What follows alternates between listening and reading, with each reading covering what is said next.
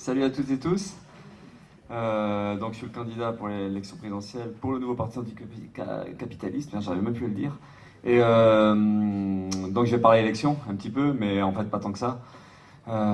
Juste pour commencer à expliquer pourquoi on est là, pourquoi on tenait vraiment à être présent à cette élection-là, parce qu'en fait il y a plein de choses qui font qu'on n'est pas dans des positions très confortables.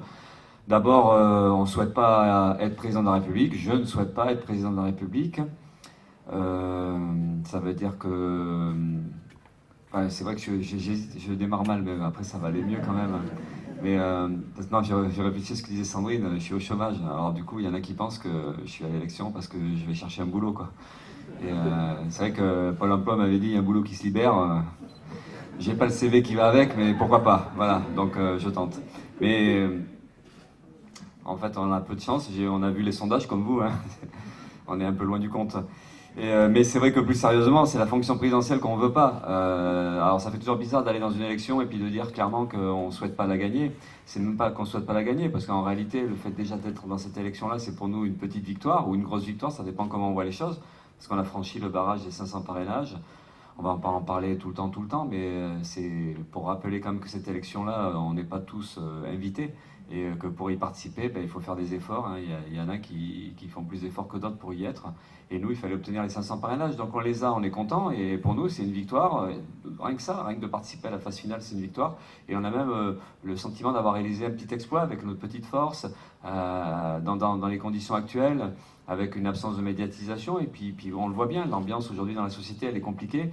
On vit dans un monde de plus en plus dur. Voilà, on y arrive. Pour nous, c'est une bonne étape. Et là, maintenant, on a... Bon, là, il reste plus que 2 semaines maintenant, mais depuis quelques semaines, on arrive à faire entendre un peu les choses. En tout cas, on arrive à s'adresser beaucoup plus largement qu'au quotidien, parce qu'on est des militants politiques. En fait, on est investi dans les luttes, on est investi dans la vie politique.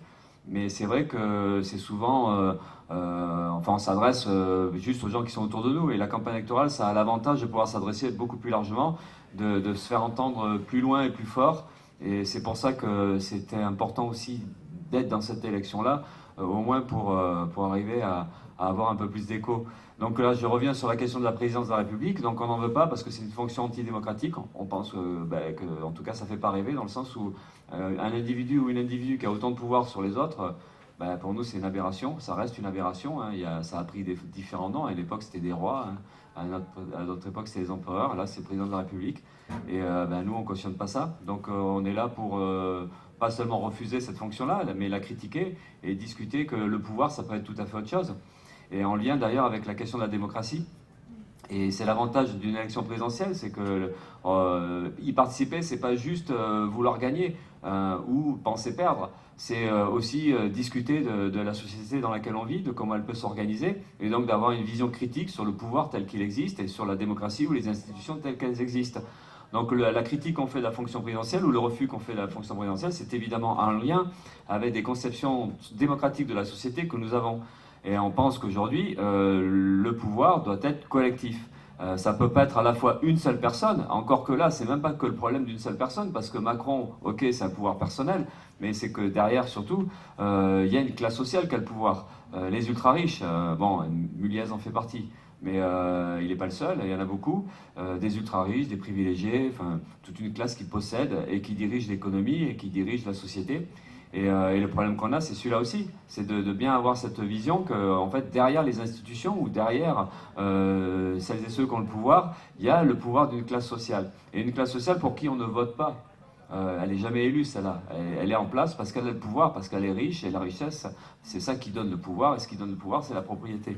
Donc en fait, c'est tout ça qu'on veut dégommer. Enfin, en tout cas, qu'on veut critiquer avant de pouvoir le dégommer. Et c'est intéressant qu'il y ait des courants politiques qui soient là pour exprimer la critique de ce système-là et d'exprimer aussi la critique d'un système qui est donc divisé en classes sociales, où le pouvoir il est concentré entre les mains d'une classe qui domine, et ça se fait au détriment d'une autre classe, celle qui est dominée et celle qui est ultra-majoritaire. Donc on arrive déjà dans cette élection avec la critique des institutions et la critique du système. Ensuite, on a un autre truc un peu inconfortable, c'est qu'on participe à une élection alors qu'on n'est pas électoraliste. Alors ne pas être électoraliste, ça ne veut pas dire qu'on pense que les élections, il ne faut pas qu'il y en ait. Alors, on pense que c'est important. D'ailleurs, il y a eu quand même des batailles dans le mouvement ouvrier, dans le mouvement des opprimés, des batailles pour avoir ce droit de vote. qui est un droit d'expression et qui est un droit de décision quelque part, même si c'est indirect, puisqu'on choisit des responsables, on choisit des dirigeants. Mais nous, donc, on est pour qu'il y ait des élections, évidemment. Mais on pense que les élections, ça ne change pas radicalement la vie. Ça change même des fois très peu la vie. Hein, on a quand même une expérience, ou une très mauvaise expérience, nous en France, mais il n'y a pas qu'en France, hein, où des fois on vote pour changer, et puis on croit qu'on va changer les choses, on croit que ça va changer, hein, parce que la couleur politique change, et puis on s'aperçoit que finalement, la couleur politique change, mais la vie pour nous ne change pas, parce que la politique ne change pas. Hein, c'est une continuité assez terrible. Politique de droite, menée par la droite, bon ça jusqu'ici c'est normal. Politique de gauche, enfin une gauche qui mène une politique de droite, c'est moins normal, mais ça on a bien connu. Et en fait, c'est politique de droite, ce qui veut dire politique ultralibérale ces derniers temps, et politique antisociale. Et donc on a une sacrée continuité. Et donc on s'aperçoit que les élections, finalement, elles ne changent pas énormément les choses. Et ce qui contribue d'ailleurs à démoraliser et à éloigner en fait des institutions, la population ou des élections, puisqu'en fait depuis, on a pas mal d'abstention. Tout ça en lien avec une crise économique et sociale qui durcit la vie pour plein de gens, avec d'un côté, on en a parlé, les ultra-riches, et puis de l'autre côté, une pauvreté, une précarité qui se généralise. Donc on voit bien que l'élection, et même celle-là, et peut-être surtout celle-là, on voit bien que ça ne va pas répondre à nos problèmes, ou en tout cas les sondages, puisque en fait on fonctionne beaucoup avec les sondages, hein. C'est pas une nouveauté, mais c'est de pire en pire, hein. On a des sondages tous les jours quasiment, et ça fabrique un peu l'élection à l'avance quand même. Et ça la fabrique, et puis d'une autre manière, ça permet à certains de dire, ben regardez, moi, ça, je suis utile et pas d'autres. Enfin, on en reparlera à la fin de cet aspect-là. Mais il y a ce problème politique qui nous est posé, mais en fait, ça revient à faire en sorte que les gens, ils se disent, bon, c'est quoi ce cirque? Et ce qui rajoute à l'impression de cirque, c'est qu'en fait, on a une élection où ça va très vite, enfin, la dernière phase va très vite, hein, ce qu'on appelle la phase officielle, la campagne officielle, et on voit, on comprend, et on a compris maintenant qu'il n'y aurait pas de débat. Pas de débat avec l'ensemble des candidats et des candidates. Et on a même un président qui est là, qui a le pouvoir, et qui est largement favori dans les sondages, qui explique qu'il ne va pas débattre. Voilà.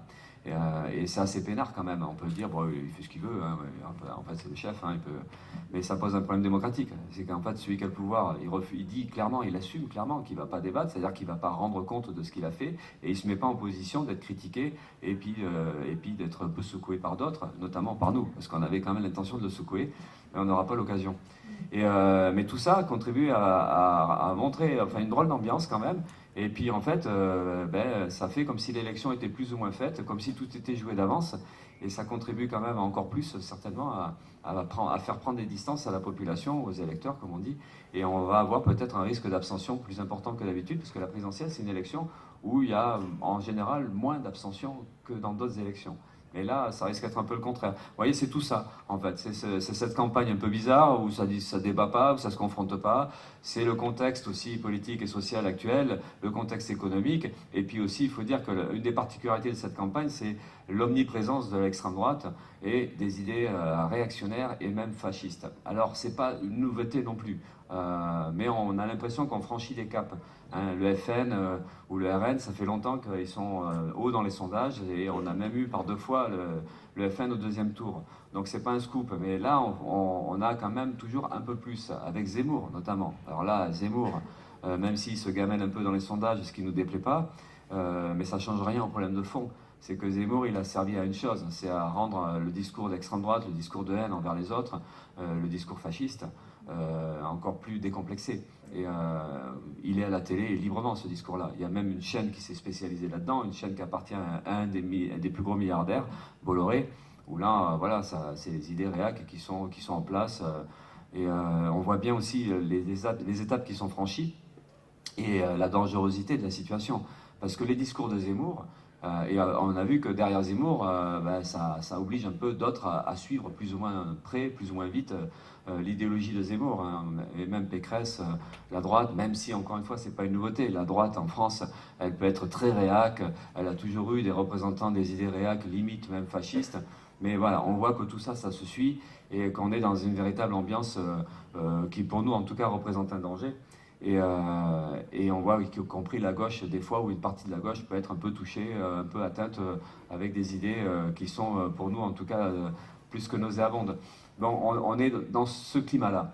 Et ce qui nous fait dire que, en fait, par rapport à toutes les urgences qu'on disait jusqu'à présent, on a cette urgence de lutte contre l'extrême droite, contre les idées réactionnaires et contre les idées fascistes.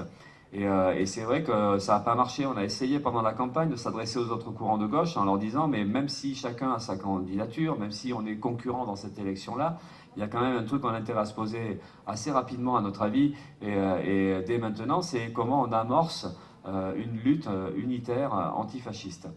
Et de la construire dès maintenant, et de ne pas attendre, peut-être des fois un peu trop tard, que les choses se passent. Et bon, on n'a pas réussi, mais le problème est posé quand même d'actualité. Alors cet après-midi, il y avait des manifestations, notamment à Clermont-Ferrand, enfin c'était un rassemblement, je pense, mais il y a eu d'autres villes où il y a des rassemblements, des mobilisations. Dimanche prochain aussi, il y aura d'autres. Enfin, je crois qu'il y a plusieurs rendez-vous comme ça contre les idées d'extrême droite, contre les extrêmes droites, contre les idées réactionnaires, contre le fascisme. Et derrière, c'est toutes les questions des batailles contre les idées, enfin, ce qui représente l'ordre moral, quoi. La misogynie, le racisme, LGBTI-phobe, enfin, tout ça. Enfin, on voit toutes ces oppressions-là qui sont quand même bien véhiculées par ces idées réactionnaires. Donc il y a l'intérêt et l'urgence d'une mobilisation contre toutes ces idées-là. Et on a un intérêt commun. Je parlais de la gauche, on s'est adressé à la gauche au sens large, hein, parce que la gauche, on peut batailler sur à partir de quand ça commence et à partir de quand ça finit. Mais n'empêche qu'on a un intérêt commun, c'est celui de faire face à un danger réactionnaire, mais un danger qui est une atteinte à nos droits, à nos libertés publiques, à nos libertés collectives. Et se rendre aussi compte que le danger, c'est pas juste des discours, parce que là on parle de discours, hein, Zemmour qui se pavane à la télé, et puis d'autres derrière qui sortent des tas de saloperies sur les réfugiés, ou même si, bon là c'est aussi un autre problème, sur l'Ukraine ils se sont un peu calmés, puisque en fait ils sont pour l'accueil des réfugiés ukrainiens, hein, mais pas forcément pour tout le monde quand même. Mais donc c'est pas que du discours, ça passe à l'acte, et l'extrême droite passe à l'acte de plus en plus. Alors sous des formes très différentes, c'est pas généralisé, mais il y a des agressions physiques, alors contre les migrants évidemment, contre les femmes, contre les homosexuels, contre les militants syndicalistes ou considérés comme gauchistes. Il y a des passages à l'acte, hein, à deux, à trois ou à plusieurs, plus ou moins violents. Là on a eu l'assassinat quand même de...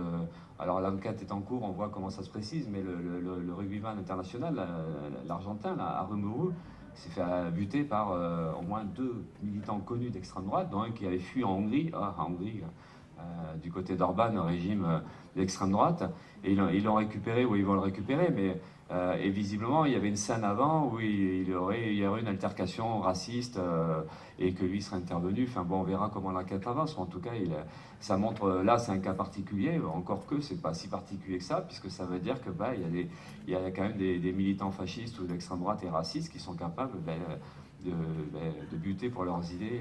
Et c'est là où on voit toute la dangerosité des discours d'un Zemmour. C'est qu'il y a un moment donné, évidemment, qu'il y a des gens qui prennent ça au sérieux et qui le pratiquent au quotidien. Donc voilà, c'était la première chose pour nous. Et donc du coup, ça donne un aspect très particulier à la campagne. Et peut-être qu'on a intérêt à s'appuyer sur le climat de cette campagne-là pour prendre conscience qu'il y a une véritable urgence politique à se battre contre ces idées-là. Alors ces idées-là, réactionnaires, d'extrême droite, fascistes, racistes, elles sont aussi le produit d'une situation et aussi certainement le produit du mandat de Macron. Même si je le redis, c'est pas Macron qui invente tout ça, c'est pas tout et pas de sa faute, même s'il y en a beaucoup pour lui quand même.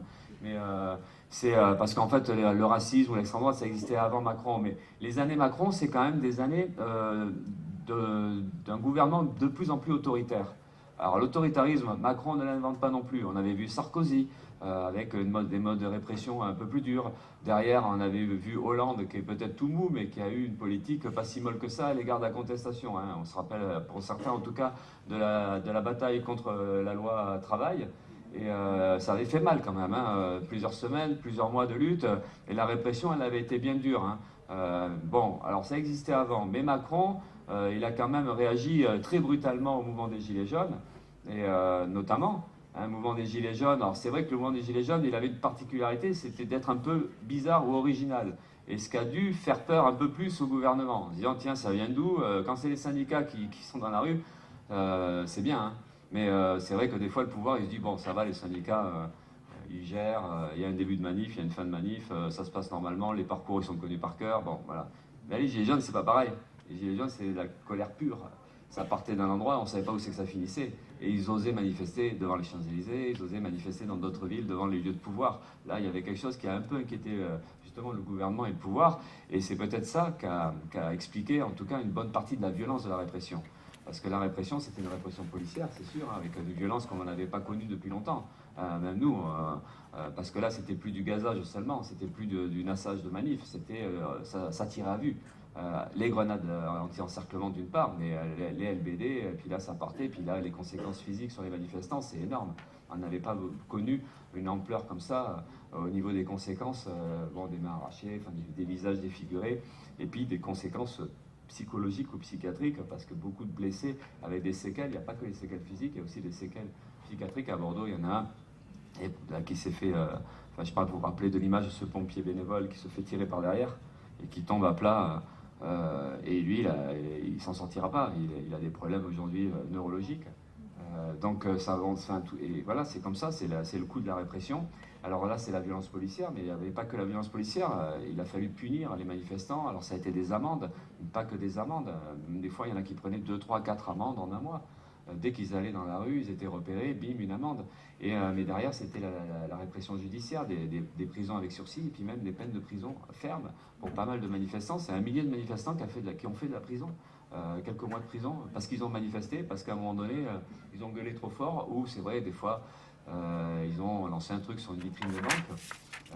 Ça arrive quand on est en colère, et puis des fois aussi, ils ont répondu à une attaque de policiers, ils se sont défendus, et puis voilà, et des fois ça suffit, c'est tout, ça suffit pour faire de la prison.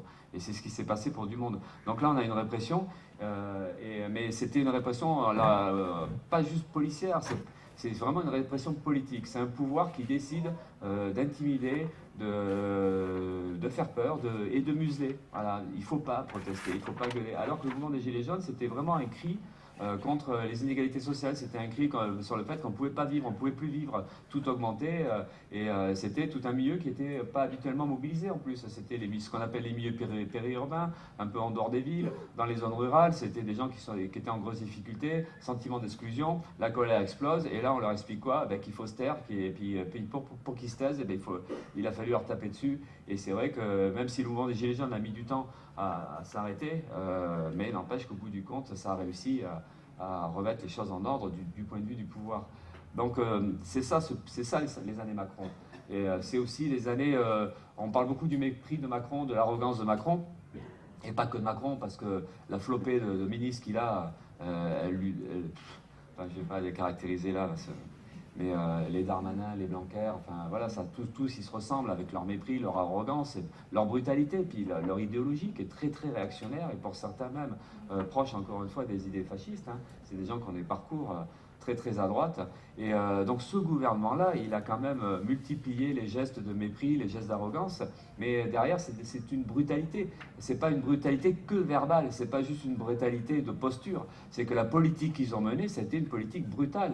Alors là, encore une fois, ils ne l'inventent pas, la brutalité dans la politique, elle était existante avant, mais c'est à force de franchir des étapes, à force d'aller plus loin dans les attaques antisociales, d'aller plus loin dans le démantèlement des services publics, dans la politique de réduction des salaires, dans la politique d'attaque sur les retraites, puisque Macron, il a tenté, alors là, vous avez vu, il n'a pas réussi complètement sa réforme des retraites, elle a été gelée en partie par la lutte, en partie par la crise sanitaire, mais là, il a dit, ça y est, il est tellement sûr de gagner qu'il ose annoncer des trucs comme ça. Il a déjà dit que la retraite, ce serait pour lui 65 ans. Donc, bon, ce sont ces attaques-là, et c'est une multiplicité d'attaques, on oublie même le nombre d'attaques qu'il y a eu, même là, j'y pense, il y avait une attaque sur la question de l'allocation adulte handicapé, pour dire quand même que la déconjugalisation, c'est quand même ça qu'il impose, il impose la conjugalisation, c'est-à-dire la suppression, on ne peut pas avoir 2 allocations adultes handicapés si on est un couple avec 2 personnes. Et donc c'est ça, même à ce niveau-là, à tous les niveaux en fait, alors qu'il avait promis plein de choses. Hein, mon mandat, ça sera celui de la lutte contre les violences faites aux femmes. Mon mandat, ça sera celui où il n'y aura plus de gens dehors, sans abri. Et mon mandat, ça sera aussi la prise en compte de la difficulté des personnes en situation de handicap. Et en fait, il a fait tout l'inverse. Et donc il y a ce côté très arrogant en permanence dans le discours, mais ça se traduit par une véritable violence dans la vie quotidienne des gens. Donc là, la situation économique à la sortie de son mandat, elle est pire qu'il y a 5 ans. Bon, après, c'est habituel, hein, à chaque fois qu'on avance, on sort d'un mandat, c'est toujours pire qu'au début du mandat. Mais voilà, c'est ça la violence. Et on peut comprendre quand même qu'à la fois la violence économique, la violence du système, les inégalités sociales, la précarité, la difficulté de se loger, de se soigner, enfin tout ce qui s'est amplifié, on peut comprendre que ça, plus l'autoritarisme, la répression, on peut comprendre qu'on baigne quand même dans une société brutale, violente, et ça ne peut que favoriser les idées d'extrême droite, les idées fascistes, à prendre de plus en plus de place dans le paysage politique et dans le paysage médiatique. Et tout ça revient à un danger. Mais c'est bien la liaison entre la crise économique et la remontée des idées réactionnaires qu'il faut qu'on arrive à faire, parce que c'est aussi lié à un climat de résignation, un climat où, en fait, il y a tellement l'idée qu'on ne peut rien changer, et tellement la fragilisation de notre camp social, qu'on en vient à subir et à toujours plus subir et à même à devancer les coûts. C'est-à-dire qu'on se dit, il y en a plein qui disent comme ça, mais oui, de toute façon, un jour, la retraite, elle n'existera plus. C'est-à-dire qu'on est en train de se dire, mais ça va arriver. Hein, ou un jour, il n'y aura plus de salaire minimum. Ou un jour, il n'y aura plus de congés payés. Hein. Il y en a qui disent ça, ou on se dit ça des fois. On se dit, mais comment la façon dont ça évolue, c'est qu'en fait, on est vraiment menacé. Mais on se dit ça sans avoir la perspective, à un moment donné, de relever la tête et de résister. Et c'est ce climat-là qui favorise quelque chose qui peut s'accélérer dans le mauvais sens. Et surtout que, en fait, les classes qui dirigent, elles n'en ont rien à cirer, en réalité, de ce qui se passe en bas. Leur seule logique, c'est faire du pognon. Et faire du pognon, s'enrichir. Alors, ils ne font pas exprès, ils ne sont pas méchants, dans le sens, ils ne provoquent pas la pauvreté volontairement. La pauvreté, c'est le résultat de leur propre système, c'est le résultat de la logique du système capitaliste. Et comme leur logique, c'est de s'enrichir, évidemment, on s'enrichit au détriment des autres. Alors, il y a Nicolas qui parlait de Muliez. Alors, Muliez, j'ai regardé là sur mon téléphone pendant que tu parlais, c'est le quatrième, c'est ça? Quatrième plus riche de France. Et en fait, c'est un des plus gros, quoi. Mais c'est intéressant de parler de la richesse, justement. Parce que je ne sais pas si vous lisez Challenge. C'est chouette comme revue. Hein. Je ne suis pas abonné, hein, mais j'achète juste le numéro de juillet. Hein, tous les ans, il y a le classement des 500. Et c'est un régal. C'est un régal parce que c'est rassurant. Pour une fois, on ne parle pas de malheur, on parle de bonheur. Les gens s'enrichissent. Les riches s'enrichissent, mais énormément. Et à l'époque, ils parlaient d'un FMIC, ça n'en parle plus. Le FMIC, c'était la fortune minimale pour intégrer le classement des 500. Hein. Et bien, le SMIC, il augmente rarement. Mais alors, le FMIC, c'est impressionnant, en flèche. Et là, c'est vrai, ce qu'il disait, c'est qu'en fait, tous les milliardaires, mais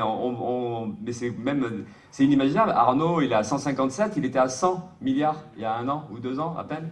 Et puis, bon, ce que tu dis sur Muliez, c'est ça. C'est que tous les ultra-riches ont bondi, enfin, ils ont fait des fortunes. Il y a, par exemple, même le chiffre des bénéfices. Alors, c'est lié, parce que la fortune des riches, c'est à la fois l'exploitation des travailleurs et des travailleuses. C'est comme ça qu'ils s'enrichissent. Muliez, c'est l'exploitation de tous celles et ceux qui bossent à Auchan. Donc, la plupart des plus riches, d'ailleurs, possèdent des multinationales ou sont actionnaires principaux de multinationales. Donc, une bonne partie de leur richesse, évidemment, c'est le résultat de l'exploitation du travail humain. Mais c'est comme ça qu'on s'enrichit. Parce que quand on lit Challenge, pour ça je reviens à Challenge, mais même quand on lit des fois Le Figaro, enfin vous lisez pas ça non plus, mais c'est bien, hein. Des fois on apprend des trucs, mais c'est terrible parce qu'en fait ils nous parlent des riches, mais ils sont admiratifs des riches. Et c'est des bienfaisants, enfin je sais pas comment on appelle ça, des gens qui pensent aux autres en fait, parce qu'on le voit pas de suite ça. Parce qu'il y en a qui disent aussi, mais c'est dit dans tout ça, hein, j'avais été dans une émission de Ruquier il n'y a pas longtemps, il y avait une ultra-libérale, vraiment décomplexée, au point de dire n'importe quoi, mais bon voilà, ça apparaît comme des experts, en fait ils sont présentés comme des experts, des gens qui pensent, des gens qui savent de quoi ils parlent. Et elle expliquait qu'en en fait, il n'y avait pas assez de milliardaires en France.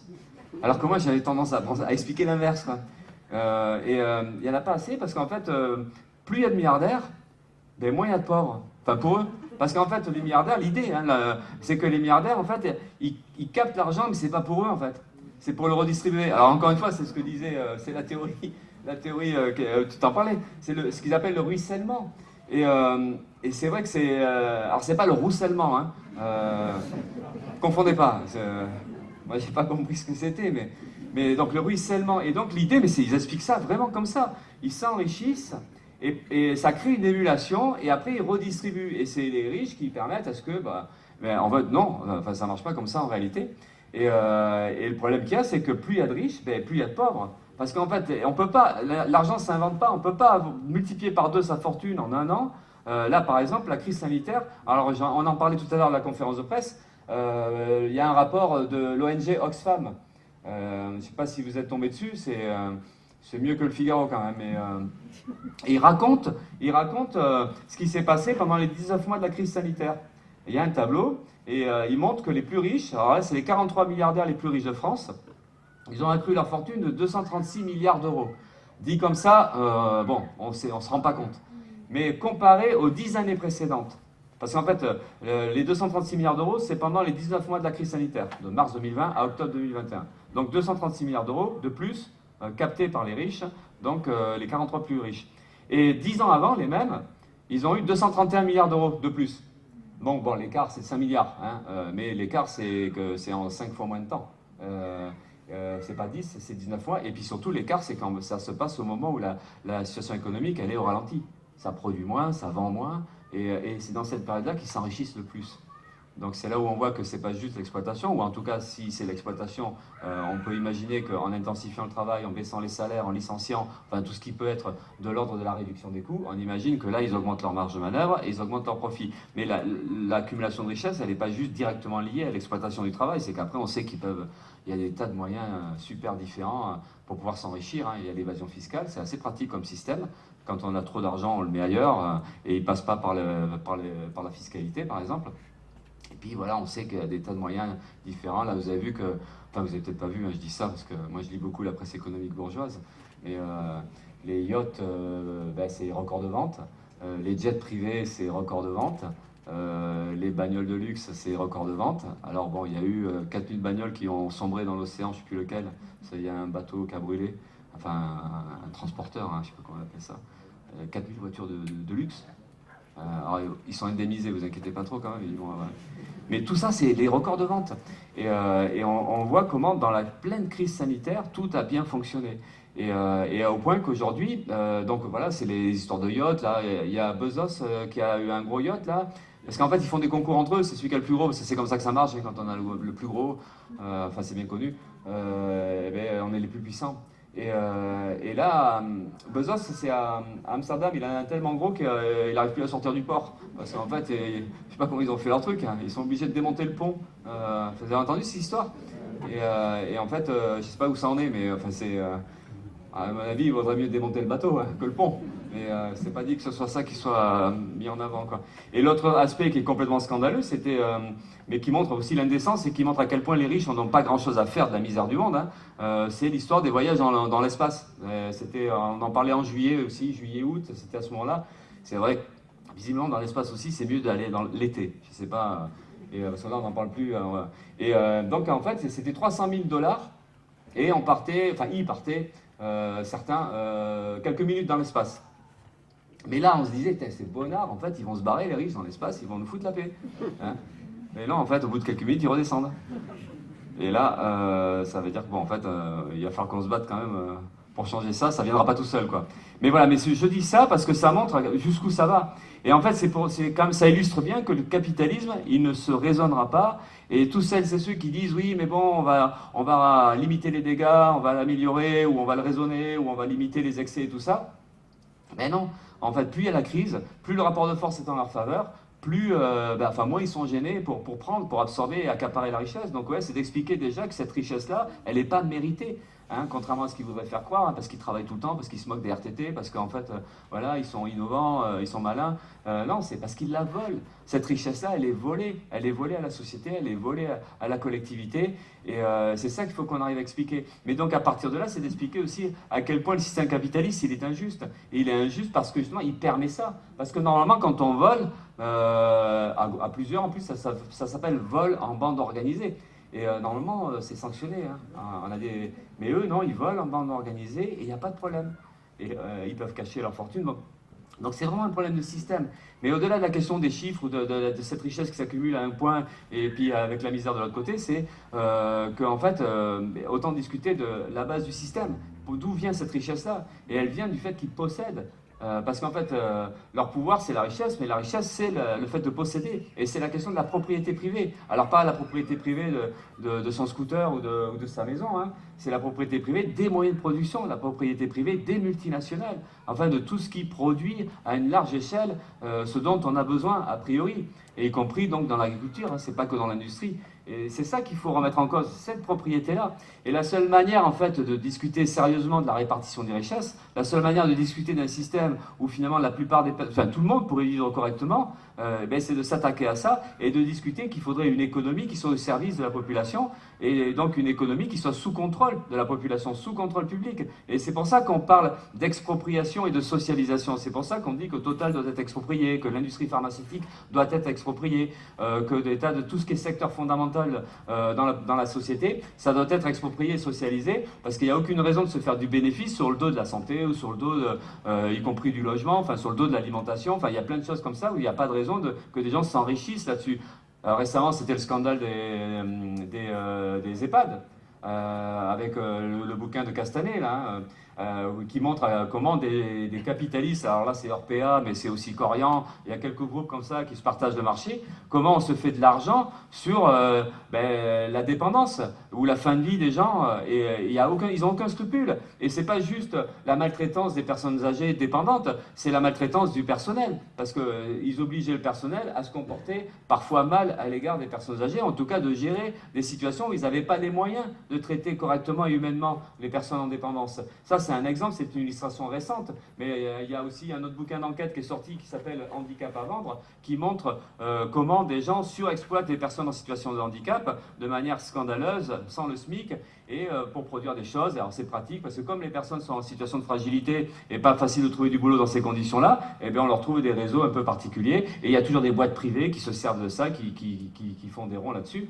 Donc, mais tout est comme ça, tout est un peu scandaleux. Et la question, bon, évidemment, du vaccin ou de la recherche médicale, où on voit que les entreprises, les multinationales comme BioNTech, Moderna et Pfizer ont fait 34 milliards de dollars de bénéfices l'année dernière, grâce notamment au vaccin, pas seulement le vaccin, mais essentiellement le vaccin, les vaccins par rapport au Covid.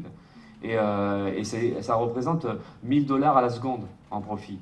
Et pareil, quoi, comment on peut admettre une société où des choses aussi essentielles que ça, qui concernent la recherche médicale et donc le soin et la santé, comment ça peut être entre les mains du privé. Donc c'est une partie de notre programme, c'est d'essayer d'expliquer ça, d'expliquer qu'en fait, il faut qu'on s'attaque au système et que c'est la seule façon de répondre à nos besoins, c'est d'aller à ce niveau-là et de ne pas juste discuter d'une répartition des richesses qui ne viendra pas si on ne remet pas en cause justement la propriété et la domination d'une classe sociale. Et encore une fois, cette domination, elle est liée à la propriété de ce qui fabrique les moyens, enfin les choses dont on a besoin aujourd'hui. Donc c'est la remise en cause de tout ça, donc oui, c'est expropriation, socialisation. Alors après, on a évidemment des revendications qui sont, on va dire, plus immédiates d'une certaine manière, c'est qu'on pense qu'il faut augmenter les salaires, on pense qu'il faut augmenter les revenus, pas que les salaires, on pense qu'il faut 1800 € net minimum, parce que 1800 €, c'est à peu près le chiffre qui correspond à si on a moins, on ne vit pas correctement. C'est un peu ça, c'est trouver un niveau où, à partir de quand on peut vivre décemment. Donc c'est 1800, entre 1800 et 2000 €, donc on défend ça, mais net, on parle net.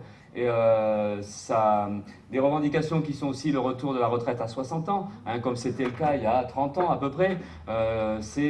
Et pas que l'âge de départ à 60 ans, mais aussi le nombre d'annuités, de combien d'années doit être fait notre carrière. On pense qu'il faut que ce soit 35 annuités maximum. De manière à ce que les personnes qui étudient ne partent pas après 60 ans, enfin vous voyez le calcul. Donc il faut penser à tout ça. Mais ce qui était possible à une époque, il faut que ça le soit aujourd'hui. Il n'y a pas de raison, et c'est là où il y a plein de mensonges, et c'est là où on se fait endormir, et plus qu'endormir, on se fait enfariner. Parce que vous avez vu, c'est le discours de Macron, mais c'est pas que le discours de Macron, c'est aussi le discours de Pécresse. Ah ouais, vous avez vu Pécresse qui était hyper énervé parce que Macron lui piquait ses idées. Vous avez vu ça? Et c'est un moment triste de la campagne, hein. Elle qui fait que 10% maintenant, Macron il caracole à 30, et en fait Macron il a le programme de Pécresse. C'est vrai que c'est vexant et ça comprend la souffrance de Pécresse. Mais pour dire que c'est une vieille idée quand même, les attaques sur la retraite et toutes les attaques antisociales. Mais ce qui est dit pour justifier la retraite à 65 ans, c'est qu'en fait, comme on vit plus longtemps, eh bien on doit travailler plus longtemps. Et on voit pas de suite la logique, hein, parce qu'en fait on se dit mais non, mais si on vit plus longtemps, on peut aussi des fois vivre sans travail. Enfin, nous on est plutôt pour. Hein. Moins on travaille, mieux c'est. Et c'est pas juste un truc de feignant, hein, que je dis ça. C'est pas parce que je suis au chômage que je vous dis ça. Hein. C'est vrai que quand on est au chômage, on se découvre des fois, ah tiens, c'est pas mal. Bon, après il faut un revenu. Hein. Mais l'idée c'est surtout qu'en fait il y a une productivité telle, il y a un progrès technologique et scientifique tel qu'on peut aujourd'hui produire des tas de choses avec beaucoup moins de monde. Et si on peut le produire avec beaucoup moins de monde, d'ailleurs on le voit qu'on peut produire avec beaucoup moins de monde, c'est qu'en fait le progrès technologique, les capitalistes ils s'en servent en licenciant, en limitant le nombre de personnes au boulot. Et aujourd'hui on a quoi, 6, 7, 8 millions de gens qui sont soit au chômage complet, soit en précarité, et puis le reste, celles et ceux qui bossent, eh ben, ils se tapent l'intensification du travail, les cadences qui augmentent, et puis les pressions supplémentaires, et puis ce qui donne aujourd'hui ce qu'on appelle la souffrance au travail, ce qui donne les burn-out, ce qui donne des craquages, et pas que psychologiques, hein, c'est aussi une usure physique, et des gens qui sont bien abîmés bien avant 60 ans. Bon, voilà. Donc c'est la logique aussi du système. Donc nous, ce qu'on dit, c'est qu'en fait, puisqu'on peut on peut produire plus avec moins de monde, il faut partager le temps de travail entre toutes et tous. Et donc il faut réduire le temps de travail, et donc la question de la retraite, tout ça, ça va ensemble. Une retraite à 60 ou à 55 ans pour les travaux pénibles, et puis on travaille 3 jours par semaine, et si on pouvait moins, on ferait moins. Mais à tous les coups, la société, elle permet des tas de choses qu'on ne voit pas. On ne le voit pas parce que c'est tellement parasité par les capitalistes, on est tellement dans des logiques d'égoïsme, de gaspillage et d'accaparement des richesses qu'on ne voit pas les possibilités de la société. Et donc tous ces problèmes-là, ce n'est pas des problèmes techniques, c'est vraiment des problèmes politiques. Et ça nous fait poser la question de comment la société pourrait fonctionner autrement, et comment l'économie pourrait fonctionner autrement, de manière justement à faire en sorte qu'on puisse profiter de tout ce qui va mieux, en réalité, depuis la préhistoire. Hein, parce qu'en fait, il y a un petit progrès technique depuis Cro-Magnon. Cro-Magnon, j'en parle parce qu'en fait, c'était juste, mais c'est pour faire... ça reprend un peu ce que tu disais, mais je vais le reprendre parce que c'est un exemple des fois qu'il y a le 91e milliardaire du classement. Il s'appelle Ruggieri, on s'en fout de son nom, enfin on s'en fout mais c'est l'actionnaire principal de Corian, un des exploiteurs des EHPAD. Et 1,2 milliard il a en fortune. Enfin hier ou avant-hier, peut-être que maintenant c'est 1,4 milliard. Hein, ça évolue vite. Et en fait, c'est intéressant de savoir combien, enfin 1,2 milliard, comment on peut avoir 1,2 milliard. Ça revient à l'idée que je disais là, de comment on peut avoir autant d'argent que ça. Et en fait, en calculant, ça revient à l'exemple de Nicolas un petit peu, mais si on a un revenu de 1800 € net, en combien de temps on a cette fortune-là, hein? 1800 € net, on prend le SMIC que nous on demande, hein, qu'on défend, hein, et sans rien dépenser non plus, hein, parce que sinon ça compte plus, enfin, c'est plus compliqué. Alors en fait, il faut 55 500 ans, 55 500 pour avoir la même somme. C'est-à-dire en fait, c'est pour ça que je pense à Cro-Magnon, ça correspond à l'arrivée de Cro-Magnon dans la vallée de la Dordogne, il y a 55 000 ans à peu près. Et vous imaginez, bon, Cro-Magnon c'est l'Homo sapiens, hein. Il arrive en Dordogne, et ça veut dire que c'est un ou une de cette époque-là qui commence à travailler jusqu'à aujourd'hui. C'est-à-dire avant qu'ils aient commencé à peindre les superbes peintures à Lascaux, hein, sur les parois, bien avant. Et là on se dit, mais tiens, c'est quand même un peu dingo, quoi. Si c'est ça, et évidemment, c'est pas possible. Donc aujourd'hui, la richesse, c'est pour ça que c'est des arguments aussi, ça ne peut pas se justifier. Voilà. Donc pour revenir à la question qu'en fait, ça doit changer, et ça peut changer, mais que c'est une question politique, et que ça veut dire qu'on se confronte à cette richesse-là, qu'on se confronte à cette classe riche, qu'on se confronte donc à ce qui fait la richesse. Voilà, donc ça c'est, je ne vais pas tout détailler, on a plein de revendications, j'appelle ça des revendications dans notre programme, parce que notre programme c'est pas une liste de promesses, hein. Notre programme c'est justement d'essayer de voir ce dont on a besoin collectivement, nous, notre camp social, et comment la société pourrait y répondre, mais à partir de là, après c'est quels moyens on a d'imposer un tel programme. Et c'est pour ça qu'on appelle ça un programme de lutte ou un programme de rupture avec le capitalisme, parce qu'il y a toujours ce côté, c'est inévitable, c'est la question de la force qui peut imposer ce programme-là, et la seule force capable d'imposer ce programme-là, c'est-à-dire de bousculer, et plus que bousculer, mais c'est de vraiment mettre à bas les logiques du système capitaliste, donc les logiques de rentabilité, de conso-profit et les logiques de concurrence. La seule force capable de le faire, c'est des révoltes populaires. C'est des millions de gens dans la rue, des dizaines de millions de gens dans la rue, il n'y a que ça. Et c'est là où, à travers une élection, on n'y croit pas, on ne peut pas bouger à ce point-là. Il y a un rapport de force tel, il y a un pouvoir tel, une sorte d'impunité patronale telle qu'aujourd'hui, il faut une force incroyable pour pouvoir renverser tout ça. Et c'est pour ça que notre programme, il est toujours lié à cette question-là, d'essayer d'expliquer qu'en fait, ça, il vaut mieux pas trop rêver, on l'a que si on va le chercher. Voilà, c'est cette idée-là. Il faut aller le chercher, il faut aller le prendre, il faudra oser le faire, il faudra relever la tête, il faudra retrouver effectivement des moyens d'avoir cette confiance-là, et c'est pas le cas aujourd'hui. Mais l'importance aussi d'une campagne électorale, c'est de pouvoir poser ces problèmes-là, de les discuter et d'essayer d'en rendre crédible la perspective. Voilà. Donc là, c'est la question sociale. Alors après, passer sur la question de l'environnement, parce qu'il y a une crise environnementale, mais on va avoir les mêmes réponses en fait, et les mêmes logiques, ou en tout cas la même confrontation avec les mêmes logiques. Je ne sais pas si vous avez vu, vous vous rappelez la COP26, hein, la COP26, mais vous vous rappelez peut-être la COP25, la 24, la 23, hein, la 21, hein, où en fait tout le monde prend conscience que la planète est en train de brûler, tout le monde prend conscience que ça ne va pas tenir longtemps comme ça, que l'humanité à un moment donné ça va mal finir, et donc il y a des COP. Et les COP, c'est pour justement faire un accord pour avoir une réponse à la hauteur des enjeux. En fait, à chaque fois, la COP, il y a un accord, effectivement.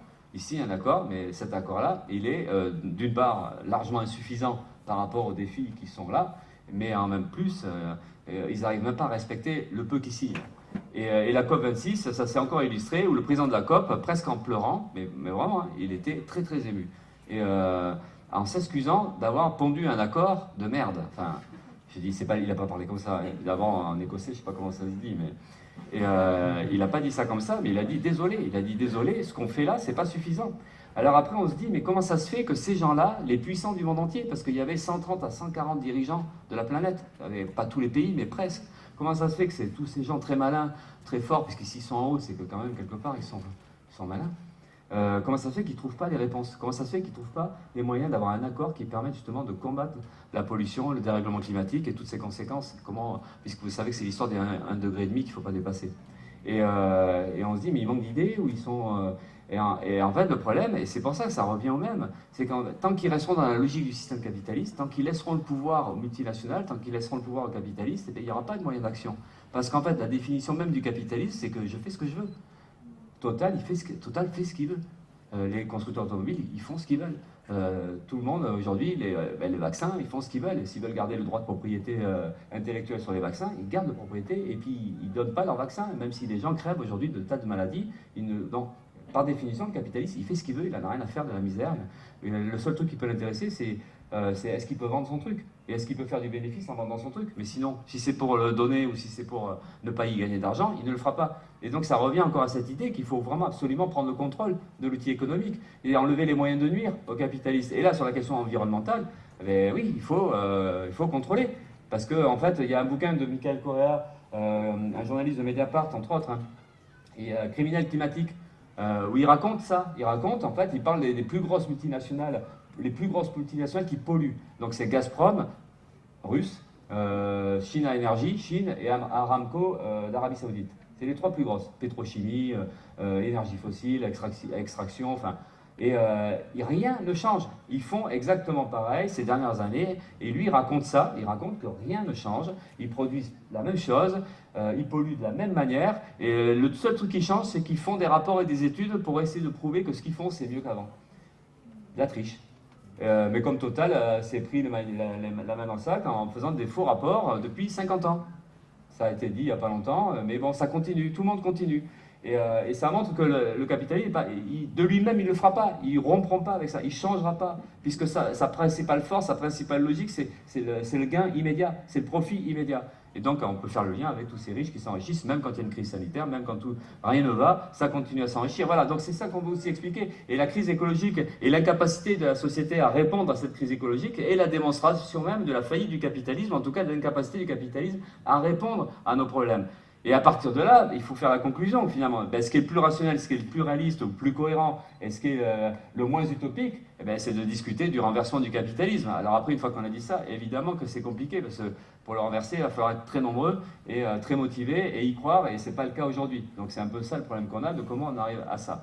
Voilà, donc la question environnementale, nos réponses pour parler un peu plus concrètement, enfin en tout cas un peu plus immédiat, c'est la question du service public de l'énergie, en expropriant évidemment Total et de faire un outil public où il y a un contrôle, l'arrêt des énergies fossiles évidemment, l'arrêt du nucléaire, parce que nous on est farouchement anti-nucléaire, parce que le nucléaire, même si c'est présenté comme une énergie verte, d'ailleurs label vert de la part de l'Union européenne tout récemment, hein, on voit toute la pression de Macron et d'autres qui disent oui mais le nucléaire c'est super bien, de toute façon si on se débarrasse des énergies fossiles, il nous restera le nucléaire, ce qui n'est pas vrai du tout, parce qu'il y a des tas de pays sur la planète qui fonctionnent sans nucléaire. Alors c'est vrai que quand ils fonctionnent sans nucléaire, ils ont un peu plus d'énergie fossile.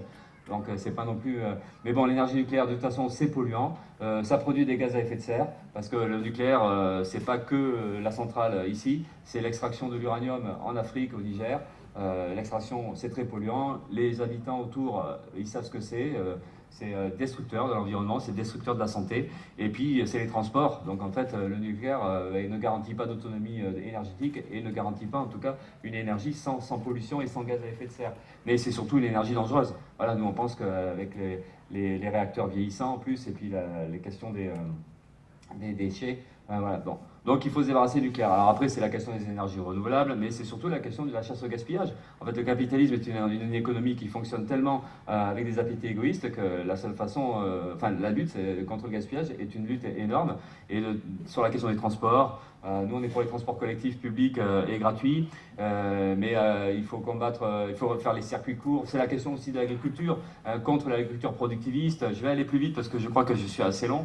J'accélère un peu, mais c'est dans la brochure. Hein. Ce que je dis pas, c'est dans la brochure où il y a des affiches qui disent des trucs. Enfin, on dit plein de trucs par ailleurs. Hein. Donc, vous ratez pas grand-chose. Hein. Je vais accélérer juste pour que ça se finisse pas trop tard.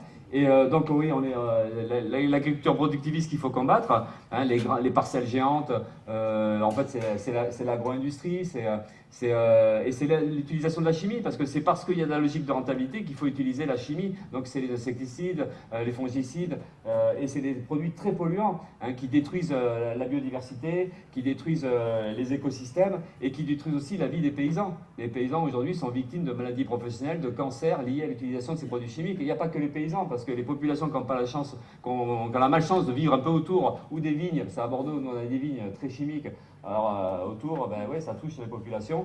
Il y a des écoles pas loin, ça touche les enfants dans les écoles. D'ailleurs, il y a des mobilisations des fois pour essayer d'empêcher l'utilisation de produits chimiques. Mais la seule façon d'empêcher l'utilisation de produits chimiques, c'est de combattre cette agriculture productiviste et intensive. Et donc, c'est combattre l'agriculture capitaliste et c'est d'essayer de revenir. Il faudrait revenir à la petite paysannerie, la petite parcelle, parce que, en fait, c'est aussi revendiqué par la paysannerie, une partie de la paysannerie, justement, celle qui n'est pas capitaliste. Et c'est aussi comme ça qu'on peut répondre à la question alimentaire, de faire de l'alimentation de qualité. C'est sans la chimie, et puis ce sont des petites exploitations. C'est pas un truc réac, ça. C'est pas de dire c'était mieux avant, il faudrait revenir avant. C'est qu'en fait, on n'a pas le choix. Si on veut aujourd'hui une alimentation saine, et si on veut une préservation de l'environnement, et si on veut même un rééquilibrage dans la société, eh bien, il faut revenir au circuit court, aux petites parcelles. Il faudrait que des jeunes ou des moins jeunes reprennent le goût de l'agriculture, un peu qui s'installe, et de manière à ce qu'on retrouve en fait une vie sociale qui soit beaucoup mieux. Et ça passe par ces ruptures-là. Et voilà, bon. Ça, c'est les réponses qu'on pense immédiates à la question environnementale. Alors, dans notre campagne, c'est l'avant-dernier chapitre de ce que j'ai à dire. On a une grosse partie qui est liée aussi à l'actualité, mais qui était, c'est pas l'actualité qui fait qu'on en parle, on est internationaliste. En fait, on a une vision à l'échelle de la planète de solidarité à l'égard des peuples et des populations. Alors évidemment, on est solidaire des luttes. Il y a eu beaucoup de luttes avant la crise sanitaire, beaucoup de mobilisations de peuples. En Algérie, il y a eu le Irak, il y a eu Hong Kong. Enfin, on se rappelle encore de ces images-là. Au Chili, une grosse mobilisation aussi, à la fois contre l'ultralibéralisme, mais aussi des luttes féministes en Argentine, en Pologne.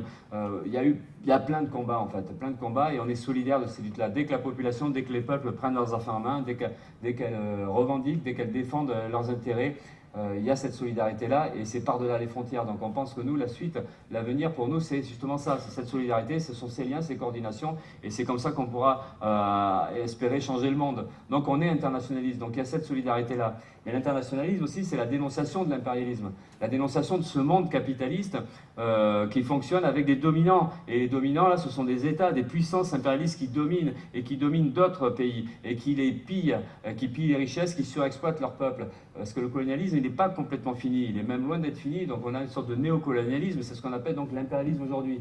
Et là, on a une illustration d'un des impérialismes quand ils décident on ne sait pas, c'est l'impérialisme russe, hein, c'est Poutine, la dictature de Poutine, les oligarques russes, enfin l'impérialisme russe, qui décide de réannexer l'Ukraine. Alors certainement pour des histoires d'économie, parce que c'est un moyen pour eux de s'enrichir un peu plus, de gagner des marchés, on ne sait pas trop, mais en tout cas, ils ont décidé de réannexer l'Ukraine. Alors à quel prix? À un prix humain incroyable. Un bombardement, population civile tuée, 3 millions de réfugiés, enfin vous avez vu, hein, aujourd'hui ça en parle beaucoup, et puis il y a tout un réseau aussi de solidarité, d'essayer d'envoyer de l'argent, des médicaments, de l'alimentation, et puis la question de l'accueil des migrants. Tout ça tout ça on est pour, c'est important. Mais notre internationalisme, c'est ça, c'est à la fois la solidarité envers les peuples, d'essayer de discuter de comment on peut se solidariser, comment on peut aider, mais qu'on a intérêt, quoi. Enfin, c'est vital pour nous d'avoir ces réflexes-là, de trouver les moyens de faire qu'il y ait comment on fait, quoi, en fait, comment ça s'exprime. Et c'est vrai que de ce côté-là, on est un peu en difficulté parce que on a perdu cette habitude-là. Il y a eu des époques où il y avait beaucoup plus de liens internationaux. Je parle de mouvements militants, hein, je parle à travers les syndicats, à travers des associations ou à travers des partis politiques de gauche. Il y avait beaucoup de liens, de liens politiques, de liens humains, et ça permettait de réagir un peu plus facilement. Aujourd'hui, tous ces liens-là, ils sont très fragiles et très, très faibles. Et là, on est en difficulté. Il se passe quelque chose. Comment on fait? Comment on fait pour aider? Parce qu'en fait, on parle de nous, comment on fait pour aider, parce qu'on ne fait aucune confiance à Macron, aucune confiance dans l'OTAN, aucune confiance dans Biden ou dans les puissances occidentales. Quand elles disent qu'elles vont aider l'Ukraine, on a du mal à y croire. Ou en tout cas, si elles vont aider quelque chose, c'est certainement pas la population ukrainienne. Il y a toujours derrière un intérêt capitaliste, un intérêt financier très direct. On imagine bien qu'ils ont des marchés en vue quand ils font des trucs comme ça, ou vendre des armes, ou derrière s'occuper de la reconstruction d'un pays. Donc on leur fait pas confiance. Donc il y a aussi cette idée-là, comment nous, on raisonne aussi, comment nous, on se dit, mais qu'est-ce qu'on ferait ou qu'est-ce qu'on pourrait faire? Parce que la société, elle est divisée en camps sociaux. On nous met les frontières entre les peuples, mais c'est vraiment très mal placé. Les frontières, elles sont entre les camps sociaux. Il y a les oppresseurs et les opprimés, ou les dominants et les dominés. Donc à un moment donné, il faut qu'on raisonne aussi, nous dominés, nous opprimés, comment on fait de la politique nous-mêmes et comment on essaie d'intervenir aussi, à notre manière, de solidarité de camp, de solidarité de peuple. Et c'est ça qu'on a intérêt à faire. Et notre internationalisme, c'est ça. C'est à la fois la lutte contre l'impérialisme et donc la défense de liens internationaux, de liens de solidarité. Et il y a le téléphone qui sonne quelque part. Notre anti-impérialisme, c'est la lutte aussi contre l'État colonial français. On a vu il n'y a pas longtemps, c'était le référendum en Kanaki, hein, grosse entourloupe, pour repousser encore une fois la possibilité pour le peuple kanak d'avoir sa propre indépendance.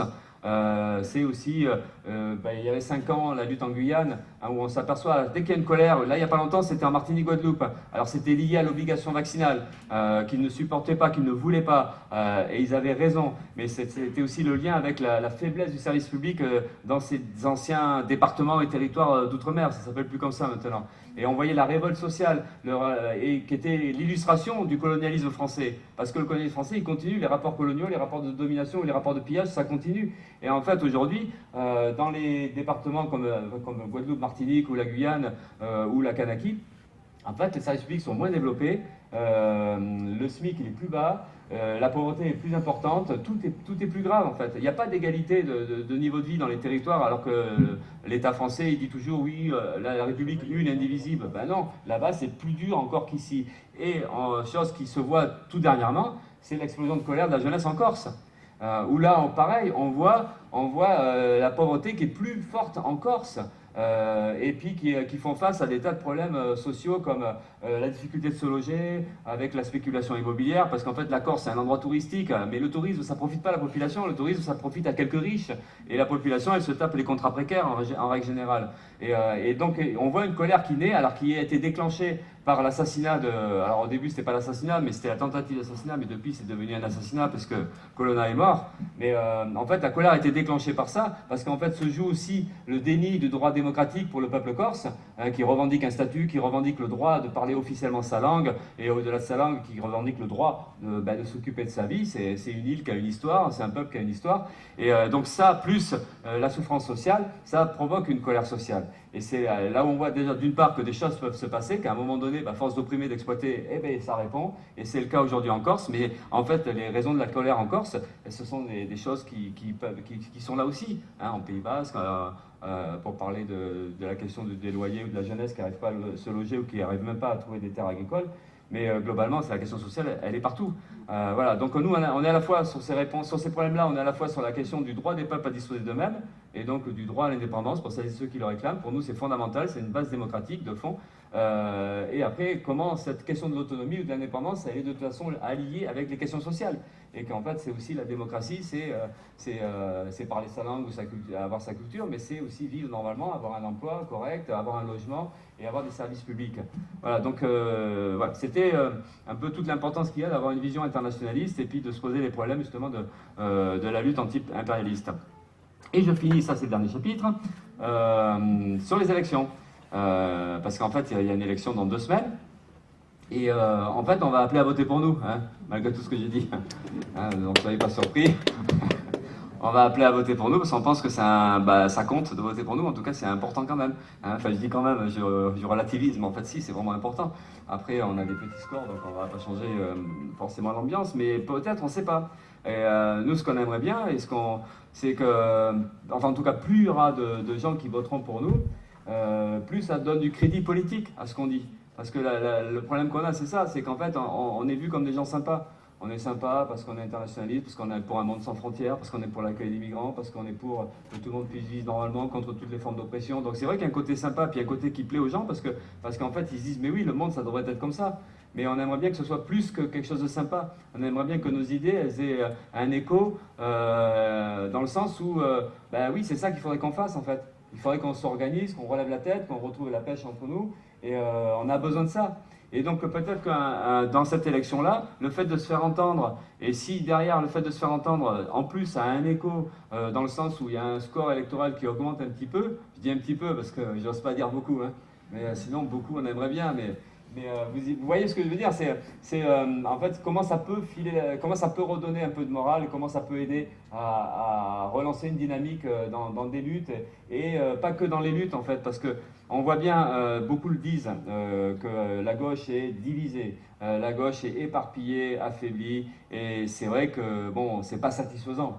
On ne pleure pas sur la gauche institutionnelle qui a tellement renié les idées de gauche, qui aujourd'hui est à peu près comme nous, par exemple, dans les scores, hein, 1,5 pour Hidalgo. On ne pleure pas de cette chute-là, on pleure pas non plus de la faiblesse d'autres groupes, d'autres partis de gauche qui ont contribué de plus ou moins près à ces gouvernements-là.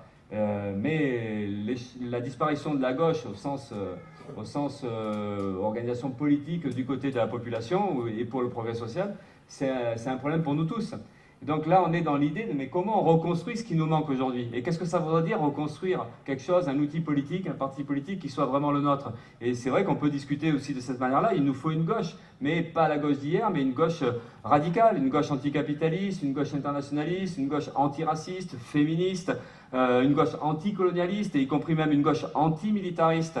Et on a besoin de construire ça. Parce qu'en fait, les luttes, elles viendront aussi parce qu'il y aura des organisations, parce qu'il y aura des syndicats plus forts, parce qu'il y aura des collectifs et des associations plus forts, et parce qu'il y aura un parti politique qui soit celui des opprimés, et qui nous permet de discuter de la société, de nous organiser, de nous préparer et de construire les ripostes. Donc on a besoin de ça. Et cette élection-là, ça peut être l'occasion de discuter de ça, mais surtout le fait de voter pour nous, c'est aussi le fait de dire ça. On a besoin de reconstruire un outil politique, et on a besoin de préparer à nouveau les luttes sociales. Donc c'est l'utilité de notre vote.